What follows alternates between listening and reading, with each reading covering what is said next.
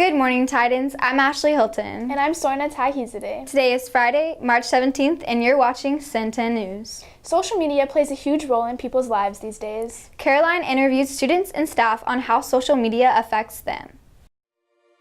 CEN10 students took a survey of how much time they spend on certain apps.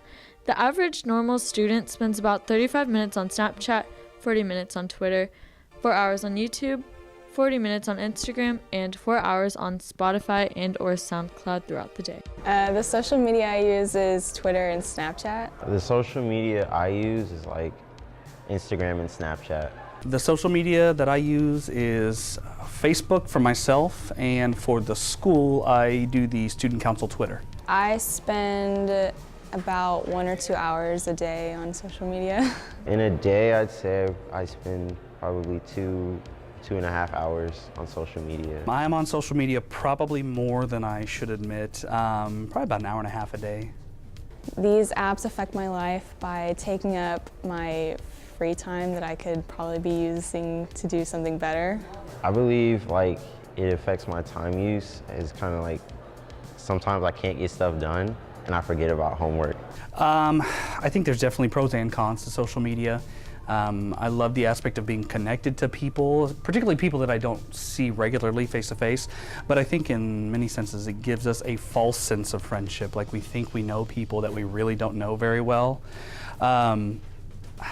Honestly, I think social media in many ways is just a time waster. There's other things that I could be doing that are much more creative or productive with my time.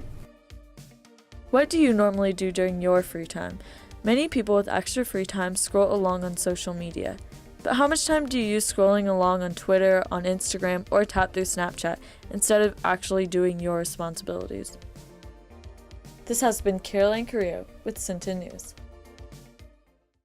Many of you may not be familiar with what a virtual reality headset is. Tate gave us an inside look on what the experience is like.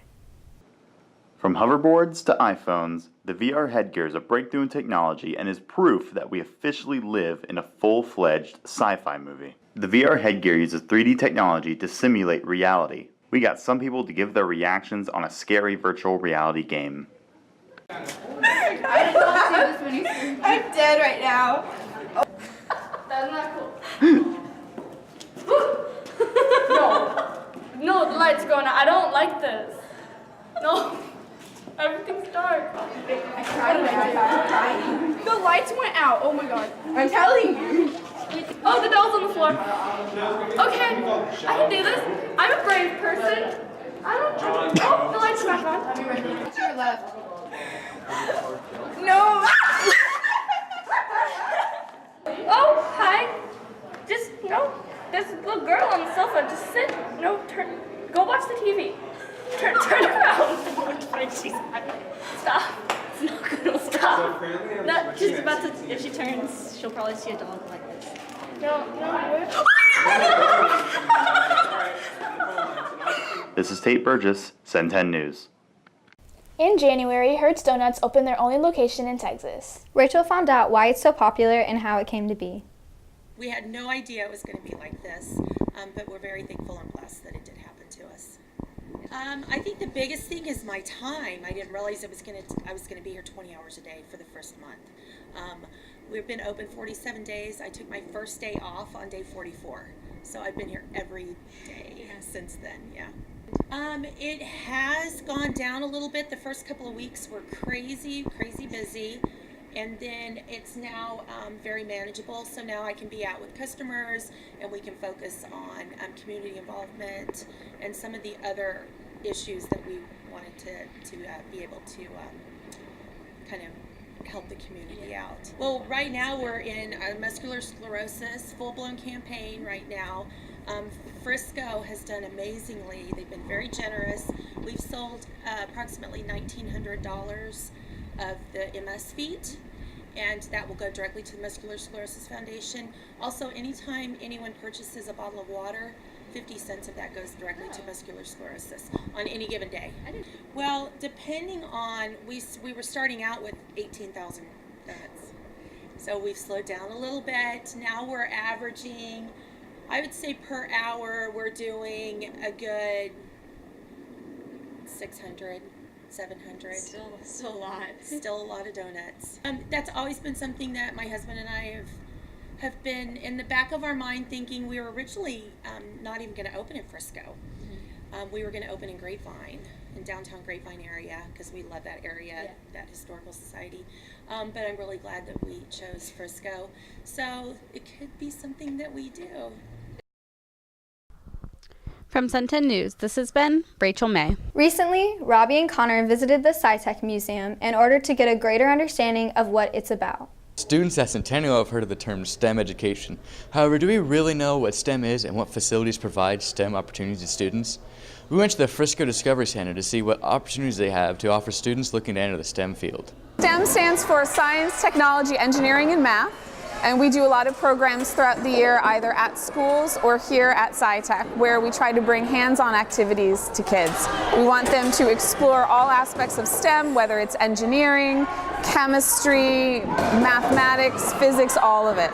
So everything here at SciTech is the fun stuff. What we do is we come up with all sorts of engaging hands-on activities and experiments that the kids get to try. We don't tell them what's going to happen. We want them to try it out, make mistakes, make a mess. And we often have teenagers come in as our assistants and instructing. They come in during the summer. We just had spring break camp.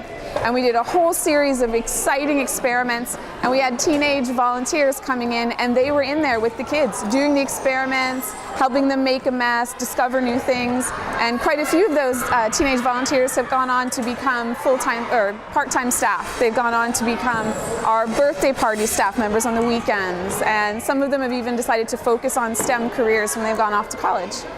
Kids can absolutely get service hours. This time of year we have a lot of kids coming in because they need to get those service hours, and they may come in having never worked with kids before, and they heard about this place. They think, oh, I'll just come in, maybe I'll sit off to the side and do something. And then even after they've fulfilled their service hours, they keep contacting us. I want to come back. I want to be another counselor this summer. They get hooked. So if anyone is ever interested, we do have, you can go to our website. It's mindstretchingfun.org. And again, we are SciTech Discovery Center. You can find out how to volunteer through the website. You can always give us a call. You can always stop by and chat with us. We can introduce you to some of the staff, show you some of the experiments, and it always works around your schedule. So if you need weekends, if you need during the summer, we have activities, we have programs where we need your help. Reporting for Sun 10 News, this is Connor Denisi. Around this time, many of us are making our March Madness brackets. We got with Dr. Matthews to discuss her opinions on how she thinks the season will end.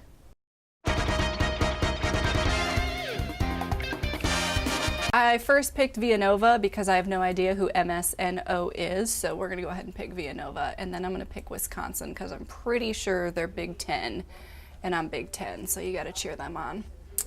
And then I'm going to pick the University of Virginia because Virginia's pretty. I went there once. I like Virginia. And then we're going to pick Florida because I have no idea who ETSU is, so they're probably not going to win. Then we're going to pick SMU because it's Texas. We got to pick Texas. Going to pick Baylor for the same reason. I don't know if Marquette is Michigan. Is there another Marquette? Where is Marquette College? Okay, then we're going to pick South Carolina because it's warmer than Wisconsin. And then we're going to pick Duke because it's Duke basketball and they're probably going to clobber Troy. Maybe I should be paying attention to where the teams are ranked, huh? Meh. Then we're going to pick Villanova because they're seeded first. They'll probably win, and Florida. Ooh, SMU Baylor, that's hard.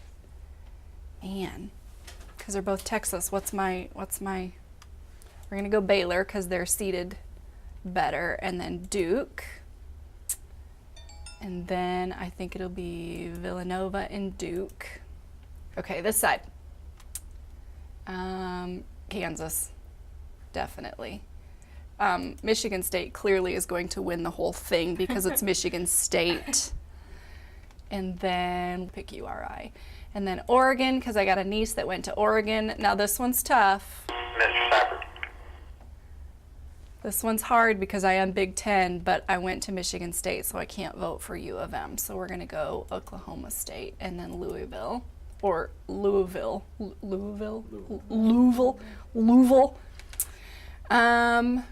Then Michigan State is going to win against Kansas. It's going to be a crazy upset, and the first seed is going to be out. It's going to be a wild game. I'll be screaming on the couch. And then we're going to play Purdue. And Oregon is going to beat Rhode Island. And then Louisville. So Michigan State is going to play Oregon. And Michigan State is going to win so that I can rub it in my niece's face. And then Michigan State's going to be the national champions. Yes, I said it. Every year. Hey Titans, Reggie here with your Sen 10 Sports Update. There have been a lot of games going on throughout the last couple of weeks, so let's catch up. The Lady Titans varsity soccer team clinched the district title on Tuesday with their win against Liberty, beating them 3-1. Varsity baseball defeated Reedy on Saturday to secure third place in the Tournament of Champions. Their other wins also include Frisco and Byron Nelson. Varsity softball lost to Wakeland 6-2, but crushed Liberty 5-2. Come out to watch the Lady Titans face Reedy at Reedy High School at 7 p.m. Speaking of softball, the varsity team has a new head coach. Here's Mariah for more. Softball season has just begun, and a fresh start for Centennial also means a new coach. Megan Knowles is in her first year of being a varsity softball head coach, and a lot of students don't know much about her. We talked to Coach Knowles to get information on where she worked in the past, as well as to ask about her goals for this season. I came from Prosper. I coached 2 years there, and then I did my student teaching at McKinney. I wouldn't say that there are a lot of differences. My job title is different here. This is my first year as a head coach. Everybody's been really supportive. I've made a lot of friends in the coaching world, and I really enjoyed working with them. The girls set their own goals, and they set pretty high goals. We'd like to get to the second round of our playoffs and finish as one of the top 2 teams in our district. So my job is really just to help them achieve that. Coach Knowles also talks about the transition of playing to coaching softball and offers advice to some students. It's a big difference, but it's really cool because it makes you think the game more than you get to play it. And that's been a really exciting thing about being a head coach, is that you have to think a lot more than you did when you played. Always put school first. Softball is awesome, and playing sports and athletics is a really cool deal, but it takes a lot of work, and you got to put your education first. Softball player Angelica Johnson gives her thoughts on the new coach. I love working with Coach Knowles because she's really chill, and she's like a good young coach and can relate with us really well, and can be serious like when she needs to be, and can be like fun when she needs to be. So it's like good for my team. Reporting for Sen 10 News, this has been Maria Solana. Thanks for watching this week's show. Be sure to check out our website, www.sen10news.com. And follow us on Twitter at Sen10News. Have a great weekend, Titans!